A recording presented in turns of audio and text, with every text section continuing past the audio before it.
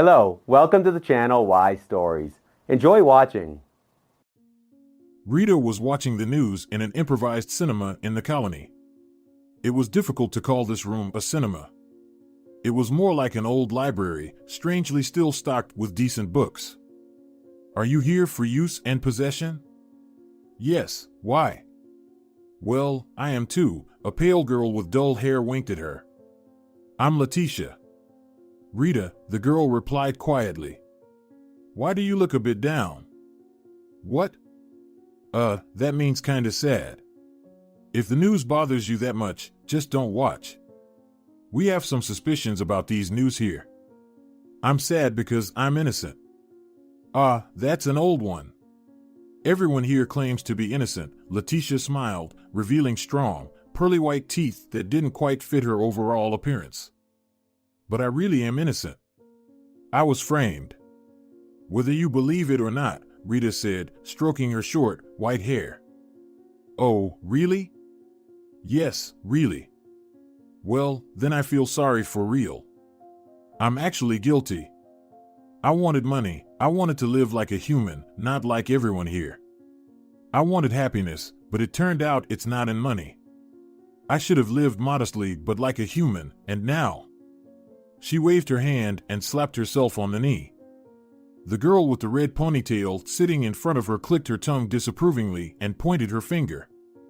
What's wrong, Violetta? Leticia asked, frowning good-naturedly. Ignoring Leticia and focusing on the TV, the ponytailed girl kept looking at the news. Thus destroyed both others and myself, she continued in a whisper. Do you understand? Rita remained silent. She wasn't sure whether she wanted to talk to anyone at the moment or not. She didn't want to get close to criminals. She herself was innocent against them. She avoided them as if she feared getting dirty, and that made her feel guilty. There were people here too, and perhaps some of them were also mistakenly brought here. Are you really not guilty of anything? Maybe you should apply for a review? Already. Rita bit her lip. She felt like she was about to cry on the knees of a stranger. How much she wanted to cry.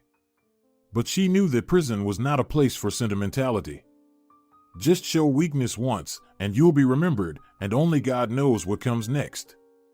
Here, you need to be alert, so she needed if not friends, then at least supporters, and Leticia was the only one so far who had dared to speak to the newbie.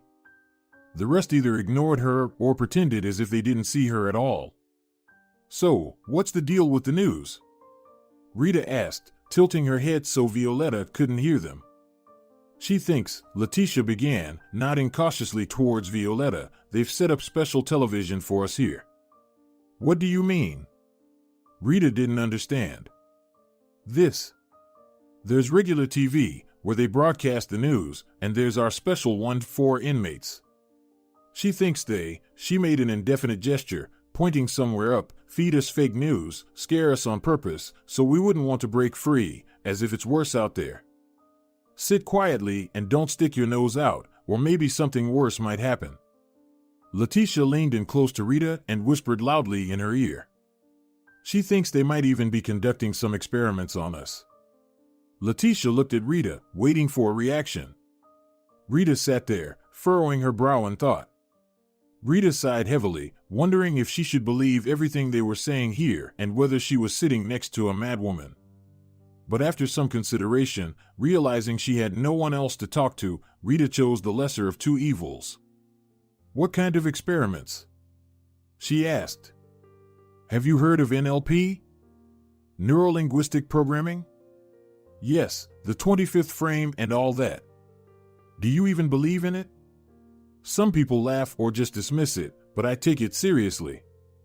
I take it seriously too. NLP exists, it's a scientifically proven fact. That's good to hear. You know, Rita, there's a nice hall here where they used to show movies. It's under renovation, but they'll reopen it soon. Then we'll have some fun. Leticia chuckled hoarsely and coughed. All right, enough of that, you too. Violetta with red hair flicked her tail and stared at Leticia. You've made me miss all the news. What are you chattering about? You've created chaos here. It's all good, Leticia waved her hand, smiling at her cellmate. You yourself said there's no truth in the news. Anyway, I think they pay us there. Let's go. Leticia intentionally shifted the conversation to a different topic. It was clear that she didn't want to get into an unnecessary argument with Violetta. Stay away from her, understand? Violetta gave Rita a meaningful look. Why? Because she's a tube. What? She probably has tuberculosis, and it's contagious, Violetta explained. And our bunks are still close by. Don't they check for that here? It depends. They won't check until the person starts coughing up blood or has a seizure. And who needs us here, anyway? Violetta shrugged and, nodding at the buxom dark-haired woman behind her, walked out of the library. Rita left the library too. She couldn't figure out why and for whom in prison they would use NLP, but that wasn't her primary concern right now. She was more worried about what Ernesto was up to. What else would her husband come up with to spite her? She suspected that he would do everything in his power to ruin her life. Ernesto had worked in the police force for 8 years in the Department of Economic Crimes. He rarely dealt with cases related to the distribution of illegal substances, but on the day they planted that unfortunate package on Rita and her lover, somehow it ended up with Ernesto. If only she knew where it came from. Why be surprised? It's your cop. Of course, he has access to all of this. Oh, Rita, throwing a wife under the bus to get her an ankle bracelet, you need a solid reason for that. I wouldn't be surprised if he is sweeping with both barrels, Leticia sympathetically nodded as they sat together in the cafeteria. Rita decided to share her story with Leticia. There was nothing to hide, and no shame in it. Well, except for the fact that, as Leticia put it bluntly, she ended up here like a chicken in the soup. He doesn't sweep. You may not know. How can you hide something like that? You can hide it for a while, and then it's too late to change. What do you mean? I mean that you won't be able to quit. It's all about addiction. The human body is a strange thing. When it comes to something good, you'll force yourself to use it, but you won't get used to it. But when it's something nasty, one accidental try is enough. Are you serious? Trust my experience. There are substances to which the body gets addicted immediately and forever. Which ones? Not here, she whispered. I'll tell you some other time when we're out for a walk, if you're interested. I don't want them to think I'm giving you instructions here. For the first time since she arrived, Rita laughed. Suddenly, she started to think about Ernesto again, and he wouldn't leave her thoughts today. Your Ernesto has always been stubborn, her mother would say. Women like stubborn men and all sorts of scoundrels. That's what you fell for, my silly girl. You thought, a strong guy, a macho, a brute. Her mother waved her hands dramatically, and Rita found it funny, and she would have laughed if it weren't so sad. Oh, come on, Mom. Dad was stubborn too. That didn't stop you from marrying him. I'm completely different. Don't even compare. Why not? Because your father didn't pretend to be a brute in the kitchen. He put on an apron and peeled potatoes. He was a brute at work or when he defended his rights, not at home with his wife or children. A real brute knows where to apply his brutality. What if he doesn't know when to be brutal and when not to be? Then he's not a brute, but a hillbilly. So what should I do now, Mom? What to do, what to do? You should have looked who you were marrying. But now what? What? Now there are two options, move forward or backward. What do you mean by backward? Rita didn't understand. It means either continue to live, adapt, comply, and please, or get a divorce. Rita covered her face with her hands. She didn't want a divorce. She wanted to fix everything, save her family. But how, if Ernesto opposed her at every turn? When I was making soup this morning, Ernesto said I couldn't cook because I forgot to add pepper. Wasn't he like that before? No. Then either he was pretending, in a trial period, or he's just in cherchez la femme. Do you think he has a lover? It's possible. Would you like coffee with cream or just black? With cream, no sugar. Mom, how can I know if he has someone else? Her mom bit her lip. It was clear she regretted her words. She didn't want to voice her suspicions because if she did, Rita would have nothing to hold on to. She fell silent, opening the oven, from which a rush of hot air with the smell of baked apple strudel escaped. The apple pie is ready, she said calmly. It smells delicious, Rita smiled. She didn't want to dwell on the conversation about Ernesto anymore, but thoughts of him treacherously scratched at her heart with cat's claws. Of course. These are our own apples from our garden. Rita, I ask you for one thing, no matter how it turns out, don't do anything foolish, don't darken your heart. Mom, what are you talking about now? She took a sip of her coffee, slightly wincing as it was too hot. A few seconds later, a pleasant warmth spread throughout her body. She felt this way only in her mother's home. They say home is where Mom is, she suddenly thought. I'm talking about not seeking revenge on anyone, no matter what happens. In difficult situations, God is the best helper. You should go to church for answers, understood? Understood. And in general, focus on something productive. Why do you keep taking photos all the time? Look at Erna Velasquez's daughter. She got a job as the head accountant at a hotel.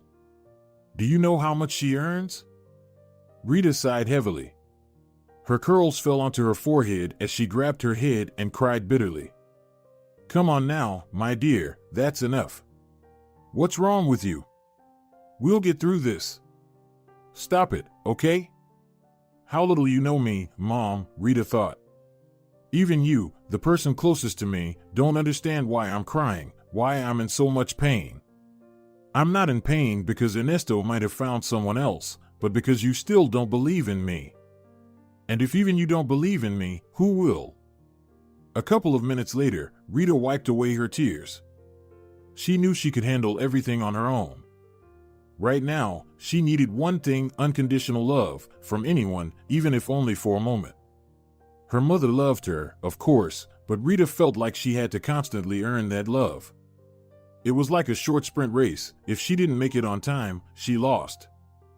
Rita, you're a chronic lateness, once joked her history teacher at school, tired of scolding Rita for her constant tardiness. Rules also annoyed Rita and prevented her from concentrating. Rita was a responsible person. She tried very hard to meet deadlines and adhere to rules, but it never worked for her. She could abandon a flash drive with old unprocessed photos and start working on new ones. However, she couldn't explain to herself why she didn't want to work on those specific photos. Oh, this golden boy, Rita muttered, calming down. What are you talking about? Her mother didn't understand. It's just a saying about the son of Mom's friend who is always used as an example to her own son. But in our case, it's the daughter of Mom's friend. Oh, that. Well, I just want the best for you. Mom, I'm a creative person, a humanitarian. What do I need accounting for? Do you remember how bad I was at math in school? I barely got passing grades. That's not what I meant, Riri. Then what did you mean? I meant that you need to learn how to earn money finally. Photography is not a profession, it's a hobby. And, by the way, was it worth going to a college that doesn't provide job placement? Mom, why are you saying such things? I can't imagine my life without photography. I just bought a new camera for myself. I wanted to show it to you, but if you're not interested. Of course, I'm interested. And I do earn money. I got paid for the exhibition just last week. Riri, I'm very happy for you, but you need a job with a stable income. You can't live on occasional earnings. Let's say you and Ernesto break up. How will you survive? You have to understand, I'm concerned about your future. You know me, Mom. I'd rather starve to death than do something I don't love. Look at your own life. Do you enjoy being a cook? Her mother shrugged, smoothing her gray hair, which was gathered in a bun at the back of her head. I do, Rita. I can't complain about my life. It's not like I'm living hand to mouth. I've always had money because my salary remained untouched for months. What do people spend their money on these days? Food and essentials. I hardly bought anything. Remember, I used to go to our restaurant even for bread when you were a child. Well, you do what you love, but I don't enjoy cooking, and I don't like dealing with numbers either. I love photography, Rita said, spreading her hands. Then photograph school kids, go to daycare centers, photograph weddings. I heard they pay well for that. I've had enough of weddings. There's no creativity in schools, no imagination, nothing to insert, you know what I mean. Portrait photography is dull, Mom. That's exactly what I'm talking about, my dear. Everything that brings in money bores you. But how are you going to live? Rita nodded sadly. With Ernesto, she never denied herself anything, but she understood that it was only temporary. She knew that a police officer's salary couldn't provide them with a carefree life. She wasn't aware of where Ernesto's money came from, but she had her suspicions. Ernesto himself said he had a business distributing alcoholic products, but Rita suspected he was involved in something much more dangerous and illegal. Now, from the perspective of the correctional colony, she realized that Ernesto was actually involved in the distribution of entirely different prohibited substances. Rita had asked several times for her case to be reviewed, but she received no answers, or perhaps the answers simply didn't reach her. Why are you sulking? Signing to see, Leticia said sympathetically, as sympathetic as a person who had spent 7 years in prison could be. What makes you think that? Rita asked, discreetly wiping away a tear. Well, I don't know about others, but I can see it, she switched to a whisper. They don't like such things here. I know. But you won't gain any favors by being mistreated here, understand? Everything is about perception. You need to realize that and calm down. Do you want some tea? Rita nodded, smiling. The tea was strong, bitter, surprisingly tasty, and fragrant. They drank it from metal mugs and looked at each other. Look at that, our little Tweedledum and Tweedledee are sitting on the bed, having tea, the buxom brunette said, nudging Violetta with her elbow. Violetta got up from her bunk, approached the cabinet with mugs, and kicked both mugs onto the floor with her foot. The tea spilled, and the mugs rolled under the bed. Rita managed to jump up in time to prevent her tea from spilling out, or else she would have been burned. Leticia screamed in pain. Half of the tea from her own mug had landed on her bare knee. What's this now? The skinny female guard with a stern face rushed in at the noise. Spill my REA, Leticia explained, wincing, and pointed to her burnt knee. Nothing serious. Okay, that's it, everyone out. Stop making a racket here. You're getting on my nerves with your pranks.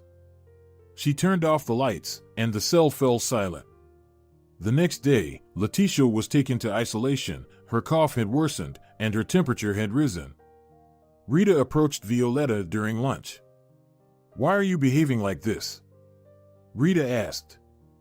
After a moment of silence, and with Rita not leaving as expected, she reluctantly replied. I already told you, don't socialize with her. I'll decide for myself who I want to socialize with. Our cell is shared, and the rules are the same for everyone, whether you like it or not, added the buxom toothless brunette. And the local rules forbid sitting on tubs and drinking or eating with them. You could have explained that in plain language, Rita shrugged. You were told yesterday not to associate with her, Violetta stubbornly repeated. I was drinking from my own cup, and our beds are right next to each other. What can be done about that? But you were sitting on her bunk. Violetta stared at her with her green eyes, her gaze cold and indifferent. It was clear that the incident was over for her, and she was annoyed by Rita's questions. I won't sit there anymore, Rita conciliated and sat down with them at the table, making a gesture to ask for permission. Violetta nodded reluctantly, pushing away her glass of juice. But nobody knows what's with her, it might just be bronchitis. She was on drugs. What bronchitis? Violetta replied. She has HIV. I can't imagine how she ended up here at all. They have their own zone for that. She told me she never used, just sold. Everyone says that, smiled the busty brunette, flashing a toothless grin. But I was framed. The buxom brunette and Violetta exchanged glances and smiled.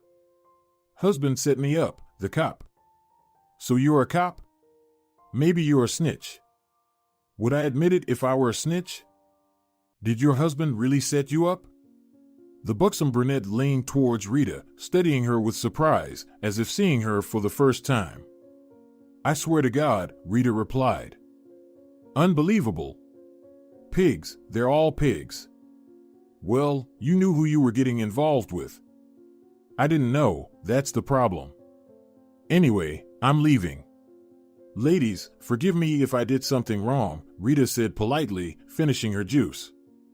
The juice was gray, strange in taste, salty, not as delicious as yesterday's spilled tea, Rita thought bitterly. You too, forgive me, Violetta nodded reluctantly. I didn't mean to be harsh. I don't want us all to end up in isolation. HIV is not contagious in everyday life, although if she's in the advanced terminal stage, it's probably tuberculosis, Rita said, lost in thought, stroking her light quiff. Well, that's what I've been saying all along. A few days later, Leticia was released from the infirmary, and she returned happily. Girls, we're having a party tonight. No AIDS, no tuberculosis either. I'm as clean as a virgin before her wedding, she announced loudly from the doorway. Leticia, who doubted that? The elderly woman with a battered face called out from her bunk. Everyone here had doubts, Leticia grumbled. I would have doubted too in your place. Well, no hard feelings.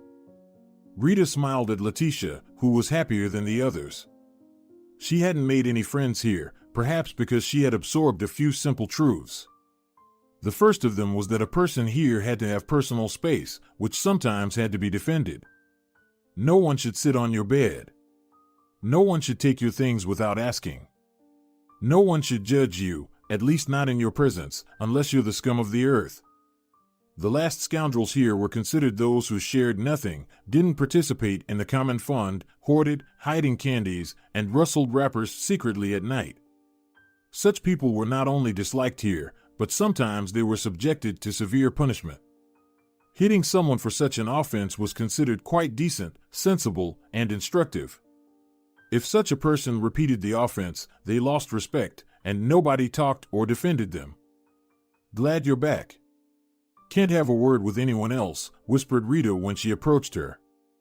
Glad myself. It was utterly nauseating there, lay in bed for a while. Had a fever for almost 2 weeks, then it got easier. Now, it's a whole different matter.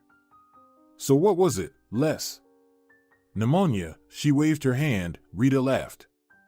Under different circumstances, one would have been scared to death, it's lung inflammation, but not in Leticia's case. Shall we have Pruno? Leticia smiled. Why not? We have cookies in the community pot here, Leticia. Very tasty, Papa sent them, declared a crumpled old woman. For some reason, she called her husband Papa. Thanks, Leticia said on the go. Can I now sit on your bed, Rita? I don't have any linen on my bunk yet, they made me take it off. Probably burned it, like a leper's. Sit down, you can, Rita nodded. And you, Rita, you know, you look like an Irish singer. Just a spitting image, if it weren't for the blonde hair, Leticia suddenly declared. Like Dolores O'Riordan, maybe? I've been told. No, the one who sings the song about zombies. Remember, girls, Leticia turned, scanning her cellmates with her eyes. Remembered. She hit her forehead comically. Cranberries, the band, I think. That is Dolores, Rita smiled. I know, really similar. Just the same face if you were painted dark. Wish I had such looks, I'm just a colorless moth. You're just sick, Leticia, Rita cheered her up. Yeah, healthy I'm white and fluffy. That night, Rita barely closed her eyes. In the short minutes when she managed to fall asleep, she saw Ernesto. She dreamed that he came to her here in prison and asked for forgiveness. Opening her eyes, Rita suddenly realized that she was on the verge of sleep and reality when she decided to forgive him, and she became frightened. She wasn't afraid that he would come and they would meet. She was scared that she would really forgive him. And if she forgave him, she would sit in the correctional colony for another 9 years. No, this must not be allowed. Ernesto must be held accountable for his misdeeds. Evil must be punished, her mother always said, who now sent her rare letters with very dry and superficial text. They were short, unlike Rita's long, detailed ones. Did her mother still not believe her? Receiving these letters, Rita finally understood that her mother considered her hopeless and worthless. Each one hinted phrases like, "See, I told you so," or "I warned you." Rita could never prove to her mother that she was worth something. Moreover, the worst happened, something even her mother did not expect from her. She managed to end up behind bars. Winter had arrived. The days stretched on agonizingly long, but as everyone here said, you shouldn't constantly think about getting out soon, you just need to live. Although, to be honest, everyone was only thinking about how to painlessly pass the time. The experienced one said that the last months before getting out were the longest. But what did it matter to Rita if her sentence had just begun? "Are you planning to waste 10 years here, Dolores?" Violetta asked her once. This harmless nickname stuck to her ever since Leticia told everyone that Rita looked like the singer. Rita wasn't offended by the nickname, rather, she even liked this distinctive feature. "They don't reply to me," Rita bit her lip. Mother also comes out of the police empty-handed again. "Well, your cop is a real bastard, I'm amazed," Violetta shook her head. "If I had my way, I'd burn him at the stake." Oh, the line went uneven. She clicked her tongue, lifted the sewing machine's foot, and ripped the seam. "Have to resew it now." "Burn him, you say? Like Giordano Bruno?" Rita smirked. "Who's that?" "He was a scientist who spread Copernicus' teachings. He was burned at the stake for his beliefs." "You're so smart, Dolores," the woman with the crumpled face smirked. "You should be teaching history in school, not rotting here. By the way, what did you do outside?" "Photographer," Rita smiled. "A good one?" Leticia asked. "Who knows?" The women laughed, turning towards her. Each of them sat at a sewing machine. Here, they only sewed uniforms for soldiers. Rita couldn't help smiling herself. She truly didn't know if she was a good photographer. She knew one thing for sure, she was doing what she loved, and now her life was just taken away from her. "It's clearer from the side," she shrugged. "I'll ask my mother to send my works if they allow it to be passed on, of course." "Useless. Not all letters even get here, as you know." "Well, why not try?" "Go ahead and ask if you don't mind losing the photos," Leticia replied. "I don't mind. Why pity them? Might print them again in about 9 years. "Hey, stop that," Violetta interrupted. "You'll get out sooner. We'll achieve justice. And they'll lock up your cop, understand? Much sooner than you think." "That would be nice," Rita responded. She sighed heavily and started sewing the new seam. "Olivia, it's late already. How long do I have to wait for you?" "Dad, don't wait for me, just go to sleep." "I'm fine." Her voice sounded almost alien. The phone beeped. Antonio Suarez knew that Olivia was involved with a bad person, understood that she was using something, and he couldn't fathom that he couldn't influence anything. Olivia was 19 years old, and at that age, everyone has their head on their shoulders. But why not his daughter? Senor Suarez redialed Olivia's number, but there was no answer. Olivia just hung up the call. No conscience at all. Senor Suarez trudged to the kitchen, opened the fridge, took out sedative from the medicine cabinet, and dripped 40 drops for himself. A few minutes later, his heart calmed down, but sleep still wouldn't come. He kept redialing his daughter's number until she finally turned off the phone. "It's discharged," Olivia answered his silent question, arriving home in the early morning. "Of course, it's a desert out there and no one else has phones. Give me the number of this guy of yours." "Camillo," Olivia reminded him. "I don't intend to remember." "Why should I remember the name of your scoundrel?" Senor Suarez snorted. "Dad, you're starting again." "I'm starting?" "Of course, it's me who goes out who knows we're in the middle of the night and turns off the phone. I told you, it discharged. What's unclear?" "The only thing that's unclear is how you, an adult woman, allow yourself to roam around at night." "I'm not roaming." "No, you are roaming." "Dad, I'm an adult and can allow myself to do whatever I want." Olivia locked herself in her room. Her crying could be heard. Senor Suarez rushed to her, but found the door bolted from the inside. "Olivia, open up, we need to talk." "Not today, Dad, please. I'm very tired. I don't like how you've been looking lately. Are you using something? We need to see a doctor. I promise, I won't say another word to you. Let's just go to a narcologist. I'm begging you." "I'm not using anything." "You're imagining things, Dad. Always dramatizing." Olivia approached the mirror. She was so pale, her face bluish, that the snow outside seemed rosy in comparison. Now, with mascara smeared across her face, she looked even more like a ghost. She couldn't imagine how much her appearance had changed in just a few months. "Dad." "Olivia, open up." "I can't," she whispered with trembling lips. Her ears were ringing, her lips stuck together. Suddenly, her head spun, and she collapsed, awkwardly twisting her leg.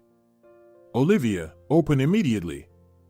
"Dad, Dad, help me, Daddy." "Olivia, what's wrong? What's happening with you? Please open up." Hysteria crept into his voice. "My heart, I can't breathe." "Dad." "Olivia, I'm coming, hold on." Senor Suarez unsuccessfully hit the door with his elbow twice, then ran and kicked it open. Olivia was lying on her side, foam on her lips. Senor Suarez howled and rushed to his daughter. Trembling, he pulled out his phone and called an ambulance. Then he wiped her lips with his sleeve, turned Olivia onto her back, and started CPR, but it was futile. Olivia seemed to be disconnected from some program within a minute. Senor Suarez cried and shook her, kissed her cold fingers, embraced her, begging her to wake up, but Olivia wasn't breathing. The arriving ambulance pronounced her dead from a heroin overdose. How could this happen? Senor Suarez lamented after the forensic examination. Silver strands had appeared in his black hair over the last few days. Why didn't they revive her? They do revive people. Olivia Suarez? Just a moment. Overdose, poisoning, incompatible with life. 8 doses, medics are helpless here. Nothing could have been done, don't blame us. I have no complaints against you, or anyone. I'm the only one to blame, and also the one who got her hooked on this stuff. He deserves the gallows. The doctor nodded silently, typing something into the computer. But he can be found. Who? The dealer? I understand everything, but your daughter won't come back. What good will that scoundrel do you? Let the police handle it, they'll find him. I want to find him myself and look him in the eyes. My advice to you, don't take the law into your own hands. You'll destroy yourself. If I destroy myself, then so be it. I had no one but Olivia. There's no point in living now. The young dark-haired doctor reminded Senor Suarez of his younger self. His badge read, Isaías Caballero. The same haircut, the same upturned nose, the same proud posture. The doctor felt Senor Suarez's gaze, but pretended not to notice, continuing to type on the computer and briefly answering questions. I will find him, Suarez informed the doctor for some reason. You're deliberately leaving me as a witness, Caballero smiled sadly, flashing a metal tooth. Do you even understand what a drug dealer is? Not really, admitted Senor Suarez. Think you can just reach him easily? It doesn't matter how much time and resources it takes to find him. I'm ready for anything. It's a matter of principle. Caballero nodded perplexedly, adding, You didn't tell me anything, and I didn't hear anything. Of course, Doctor. My condolences to you. I advise you to take control of yourself and think it through. I won't try to dissuade you anymore. I'm not sure I wouldn't do the same in your situation. Caballero shook Senor Suarez's hand and escorted him to the corridor. Outside the door, a distraught elderly plump woman with a pile of documents practically pounced on the doctor with her questions. Caballero winked at Senor Suarez and waved goodbye. After burying his daughter, Senor Suarez was beside himself. He couldn't sleep, eat, or work. He meticulously avoided communication with acquaintances and friends trying to console him, methodically searching for the dealer who got his daughter hooked on heroin. I must admit, I noticed some oddities in Olivia, Senor Suarez told the police officer who came to his house for a report. Sometimes she smelled strange. Not like beer, but something sweet. I thought it was some kind of liqueur, but now I think it was marijuana. I had suspicions about weed, but I didn't take it seriously. I thought, who didn't try that stuff in their youth? That was a fatal mistake. There are no half measures in these matters. You have to stop it immediately and completely. Well, what's done is done, he waved his hand and sobbed. Excuse me. Senor Suarez went to the kitchen, grabbed nitroglycerin from the table, and returned. And then, he continued, sitting down at the table and picking up the fallen police report, money started disappearing. Not large amounts, just small change. My oversight again, ownerless dollars. Those devils knew our family was well off. But I've already told all this to your colleagues. He sighed heavily. What was she lacking?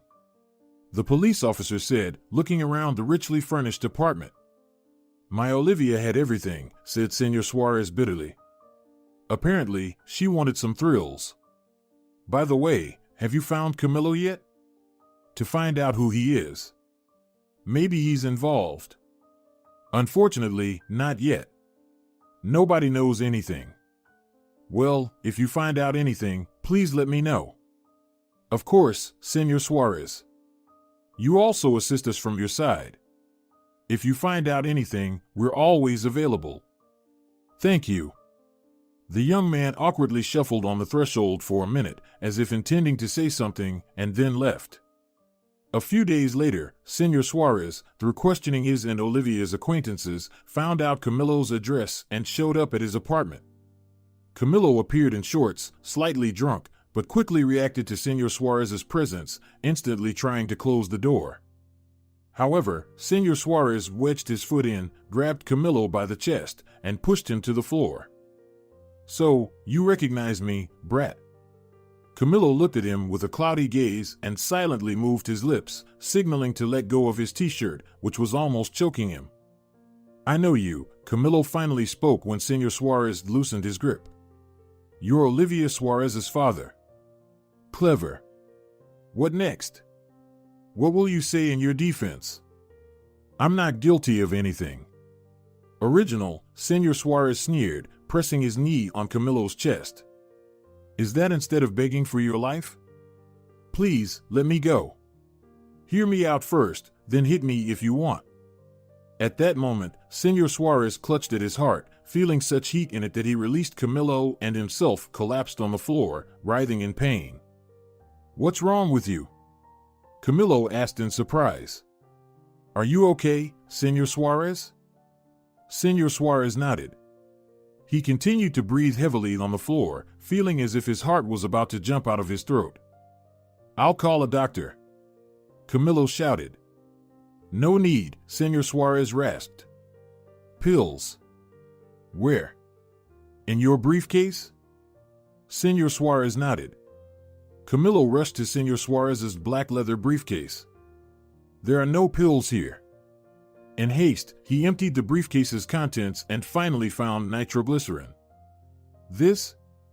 Here, take it quickly. 15 minutes later, they were drinking juice in Camillo's kitchen. I never used, stored, or distributed prohibited substances, Camillo answered Senor Suarez's unasked question. But you knew something. Olivia couldn't have hidden it from you. You were dating. Not for long, about 4 months. I had suspicions about Olivia, I won't lie, but she never did it in front of me. Whenever I asked, she said she was sick, getting some drips, taking some pills. Tears welled up in his eyes, and he sniffled childishly. If I had known it would end like this, I would have told you, I swear. I wasn't sure. How could I offend you with my suspicions, especially since she didn't even introduce us? I was also unsure. Will you have some pie? Strawberry, my mom baked it. Thank you, I don't know. I forgot when I last ate. Eat up. He cut a large piece and placed it on a plate in front of Senor Suarez, or you'll wear yourself out. You need to find a way to live on. Need to, but I still don't see why. Why? For Olivia. She certainly wouldn't want you to follow her. Certainly not. The pie is delicious. Tell your mom thanks. Will do. And forgive me. I was somehow sure you got Olivia into this. No need to apologize. I would have thought the same, it's the most logical assumption. Then tell me, where were you on the evening of the 18th? Olivia said she was with you.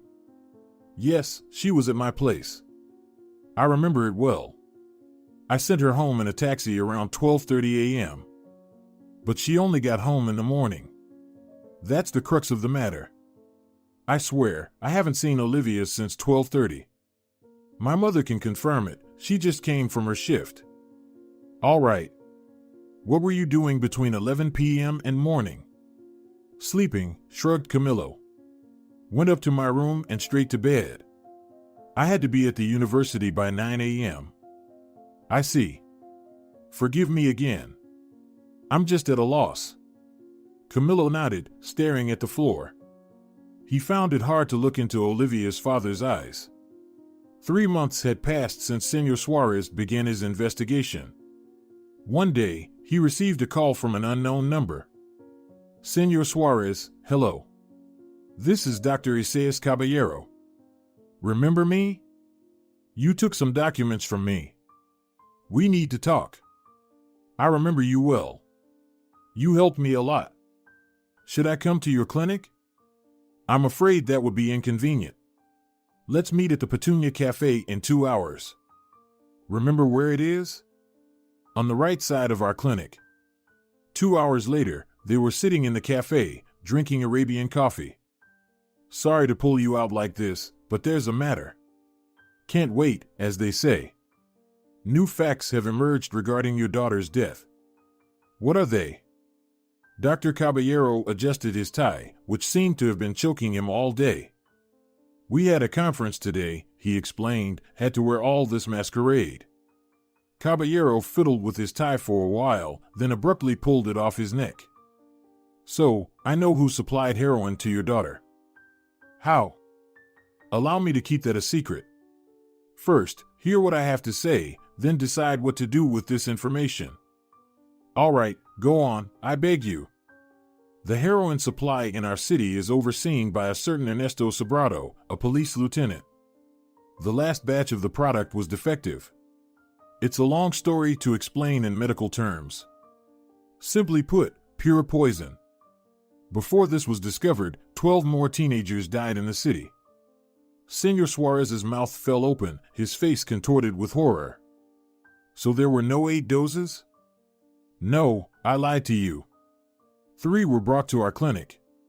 The police came, threatened us, and made us write a report of overdose, which we did. At that time, I didn't know who was behind it all, but now I do. How? Don't ask, that's my concern. Why did you decide to change your mind? First, I have 2 children, and it's my duty to protect them. Second, to be able to sleep at night. Since that day, I haven't slept a single night. Third, I know Sobrado intends to continue. He's planning to set up in other cities. We must stop this. Does anyone else know about Sobrato's crimes? A few police officers he interacts with, a couple of medics, and now us. The foot soldiers selling don't know who they're dealing with. So, you didn't tell me anything, and I didn't hear anything from you, said Senor Suarez. Why? Caballero was surprised. Because you have children. You shouldn't put yourself in danger. I'll handle it myself. We've already put ourselves in danger by not reporting the crime. And besides, can one person take down such a hydra? We'll see who outsmarts who. That evening, Senor Suarez called his old classmate. Tomas, it's me, Anton Suarez. We need to meet, there's something important. What's up, Tony? Haven't heard from you in 3 years, and suddenly you're dropping in like snow on my head, Tomas chuckled. It's bad, Tomas. My daughter Olivia, she's gone. There was a pause on the line, Tomas's voice shifting from mocking to serious. How long ago? 3 weeks. I need your help. I'll do what I can, no doubt. Then I'll expect you at my place in an hour, okay? All right. 40 minutes later, Tomas arrived at Suarez's. They stood embracing for a minute before proceeding to the living room. Are you still in the force? You're asking? Where else, my dear? Once in, there's no getting out, you know. Whiskey? Yes. Got ice? Yes. They drank without clinking glasses. If you don't mind, I'll get straight to the point. Of course, Tony, I'm short on time too. I'm listening. There's this guy Ernesto Sobrato. I know him. A local lieutenant bumped into him at the station. What about him? Well, this local lieutenant, as you put it, is a drug baron. That's impossible. It is possible, Tomas, very possible. So, because of Sobrato, 13 teenagers died in our city 3 weeks ago. Overdose? What are you saying, Tomas? Think about it. An overdose for all on the same day? That doesn't happen. Then what? Counterfeit stuff. Wow. What's to be done then? Tomas leaned back in his chair, his thick brown eyebrows furrowing. That's exactly what I wanted to ask you. I could take this scumbag down myself, but won't his successor just continue the business? Don't be hasty, Tony. I understand you, but we need a different approach. Let's do this. I'll conduct my own investigation, and we'll discuss everything before acting. I won't do anything without your knowledge. Okay, let's have one more glass, then I need to go. It's my wife's anniversary tomorrow, guests and all that. I won't invite you, you're in mourning, so we'll keep in touch by phone. I'll start the investigation right today, no anniversary will stop me. It's urgent. One day won't make a difference, Tomas. Enjoy the celebration. I won't be doing anything myself, just giving instructions to a reliable guy. Trust me, if the information is correct, we'll unravel this snake's nest. We've seen worse, understand? I understand. Thank you. Nothing to thank me for yet. Still, thanks for your support. All right, I'm off, see you later. The bulky figure of Tomas Aravena, a DEA agent in the FBI, disappeared through the door. Senor Suarez couldn't say he was completely reassured, but the case was taking a turn, the investigation was moving forward, and that was a reason to be pleased. 3 days after the meeting, Aravena called Senor Suarez, proposing to meet in an hour at the lobby of the Armada Hotel. Armada was located in an old, shabby building. For some reason, Senor Suarez liked it. Passing Armada, he felt as if he was returning to his youthful past, where everything was as it should be, and everyone was poor but happy. You're expected in the restaurant, whispered the receptionist Ella conspiratorially. I'll show you the way, she added, mysteriously smiling. At the restaurant, the ambience was surprisingly exquisite and luxurious, contrasting starkly with the exterior of the hotel. The lighting was dimmed, and they were the only two present. The restaurant isn't open yet, but the hotel made an exception for you, explained Ella, her shiny black hair styled into a shell. That's nice to hear, thank you, Ella. Well then, I leave you in the hands of your friend and our attentive waiters. She smiled mysteriously again and vanished before Senor Suarez could take a closer look. A bottle of Remy Martin and 2 brandy glasses were on the table. I won't eat, Senor Suarez declared immediately. A fish plate, maybe a salad too, Aravina ordered the waiter. We have delicious desserts, like Napoleon. Bonaparte? Aravina joked. The waiter looked questioningly at Senor Suarez. Thanks, I won't eat, he repeated stubbornly. Trying to starve yourself? You need to eat, Tony, whether you want to or not. I just don't want to. Then drink. They took a sip of brandy. Listen up, my friend. We've unwittingly gotten into something very serious. Your sobrado is the right hand of Capitan La Rosa, a big fish, Aravina said, picking up a long, thin piece of trout and gracefully eating it. So what should we do now? We're knee-deep in it, right? More like neck-deep, because La Rosa is likely getting good kickbacks from this. Your Ernesto Sobrado is just a pup in this game. But he knew about the poisoned batch, unlike La Rosa, and didn't recall it. Moreover, this devil apparently put his own wife, Margarita Sobrado, behind bars by planting a packet of coke on her, while he entertains himself with a young mistress at his country house. He's on vacation, tired from such a hectic life. How long has his wife been in jail? Almost a year. She got 10 years in total. Either she didn't appeal, or he's blocking it. Who knows? Why would he do that? Well, it's easier without the wife. Senor Suarez felt uneasy. An innocent person serving time? Yes, it happens, my friend. Unfortunately, it's not that rare. Pity the woman, though. Can you? Listen, I've got enough problems with your drug knot. Now you want to drag me into a legal case? No, don't even ask. You wanted to lock up Sobrado? We'll lock him up. Let the court deal with Senora Sobrado. Maybe they'll even acquit her. Listen, Aravina, you've always been the voice of conscience. What happened to you? Let's help this poor woman. She might have children. They don't have kids, I checked. Still, just imagine a young, innocent woman behind bars. That's hell. It's like if they locked up my Olivia or your wife for no reason. Ah, you devil.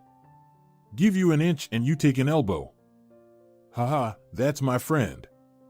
Deal? I'll do whatever it takes, help you out. All right. Let's help her. But first things first, Sobrado. We'll deal with Senora Sobrado later. Listen, you don't even know her. Why do you care so much about her? I care about justice. All right, we'll see what we can do. Aravina ate a piece of halibut, washing it down with brandy, and sniffed a pickled cucumber. Bring me a mushroom soup, Senor Suarez briskly ordered the waiter. That's more like it, smiled Aravina. The soups here are good. Senor Suarez gazed out the window. It was drizzling, people were walking in the distance, and for a moment he thought he saw Olivia waving at him with a white scarf. A good sign, he whispered to himself. Aravina didn't hear him. Ernesto was in the jacuzzi with Caterina Pastrana, a magazine cover model. To him, Caterina was like a fairy tale princess, full breasts, curvy hips, rounded shoulders, just as he liked. She seemed sculpted especially for him. A far cry from his slender wife, Rita. We had a jacuzzi just like this for a shoot in Los Angeles, but 3 times bigger. I was so scared to jump into it. But unlike your silly Rita, I can swim, she said, flipping back her wet hair. Why do you keep bringing her up? She's been locked up for a year already. I'm scared they might release her early. What will happen to us then, Erno? I'm really scared. Sometimes I see her in my dreams. She comes and starts strangling me like this. She wrapped her arms around her neck. Forget it, Cat, forget about her. I'll make sure she never gets out. But she only got 10 years. In 9 years, she'll be out and after us. Ernesto embraced her shoulders and pulled her closer. Water spilled over the edge. They playfully fought in the pool, laughing for a long time. When they sat in front of the huge screen, Ernesto turned on an old black and white comedy. Only grannies like your Rita watch these kinds of movies. Let's watch a melodrama. Erno, it's almost 2 years for us. And I think you forgot something. What? Remember, as a token of your boundless love, you promised to transfer all your property to me? I promised, so I'll do it. When? Maybe in the spring. But that's half a year away. Why so long? Because I first need to divorce Rita. Kat pouted and turned off the movie, curling up on the sofa. Ah, the familiar pose of a sulking kitten. I know. Ernesto approached and embraced her. Her sky blue eyes filled with tears. Kat, just hold on a bit longer. I'll divorce and transfer all my property to you, then we'll get married, okay? Understand, it's not the right time now. You always say it's not the right time, Erno. She grabbed a magazine with her picture from the coffee table and started flipping through it, absorbed. Can't get enough of yourself? I hear the sarcasm, she replied. I didn't get to read it yet. There's a lot of useful information. I need to at least read about myself. I gave an interview. There's a lot of useful information in books, Kat, so you're missing out not reading them. Maybe you can recommend something worthwhile? There's a whole cabinet left from Rita. Kat glanced at the huge cabinet in the corner of the room. Open it and read. No yellow press there, only Tsimis. What's Tsimis? You'll see. Kat wrinkled her nose, a gesture she often made when she disliked or didn't understand something. This was one of those moments. Ernesto liked it when Kat wrinkled her nose. She reminded him of a Persian kitten named Daisy that lived with his neighbor. Daisy was exceptionally fluffy and looked like a small ball of red fur from a distance. When Daisy ventured into their yard, Ernesto would catch her and scare her with a loud meow before letting her go. Daisy would get startled but returned out of curiosity the next day. Tsimis, my dear Kat, is something that stands out from the standard for the better. For example, something very beautiful or tasty, or maybe just unusual or of high quality. Like my new Porsche? It's also unusual and of high quality. Well, at least, Ernesto replied after a moment's thought. Here, take this. He pulled a stack of books from the cabinet and tossed them in front of Kat. Here's the real Tsimis, the best of what's here. Read these, and I'll give you more. Someone's knocking. Must be the neighbor. Ernesto walked to the door. Erno, I'm getting tired of this neighbor. Did Daisy wander into our territory again?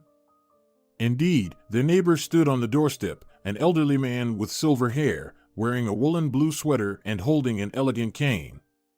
He awkwardly entered the living room and greeted them. Kat didn't respond. The neighbor looked at her in surprise, asked about Daisy, and left, clearly upset by Kat's presence in Ernesto's life. Don't mind him. He was very fond of Rita. They were close, and now he's upset. He realizes you've firmly taken her place. Tell him not to come around anymore. And if his cat comes here again, you deal with it. All right, dear. Just don't get worked up over such trivialities. Let's go to bed, I'm exhausted. What a long day. Early in the morning, Ernesto and Kat heard some noise in the living room. It's that annoying kitten again. How does she even get in here? Kat grumbled, arming herself with slippers, but then she froze in shock. A few steps away stood Rita Sobrato, Ernesto's wife, and this was not a dream. Her hair was cut short, and she looked a bit emaciated, but her resemblance to Dolores O'Riordan was unmistakable. Rita looked at them in bed, smiling scornfully. You're supposed to be in prison, Ernesto started, but Rita cut him off. I was, but they released me. I'm innocent. And they know everything about you. Gloves are off, sobrato. Rita winked at him slyly. Behind her entered the police and an investigator, as well as Senor Aravina and Senor Suarez. Seeing Aravina, Ernesto's mouth fell open. "Pack your things, you're under arrest," the investigator said casually. "Do you have a warrant for my arrest?" Ernesto's voice was unusually high. "Of course, Senor Sobrato." "Hurry up, time waits for no one," Senor Aravina suddenly spoke. "We have a long conversation ahead of us." "And you," Rita suddenly addressed Kat, "get out of this house. It's still mine, for now." "It will remain yours," Anton Suarez smirked. "Your husband won't be coming back here for the next 20 years, he's going on a long vacation. That's where he belongs." Rita exhaled with relief and, smiling happily, stepped outside. She picked up Daisy, the little cat, in the yard and went to have coffee with her neighbor, complete with his signature cranberry jam. If you're enjoying it as well, leave a like and subscribe.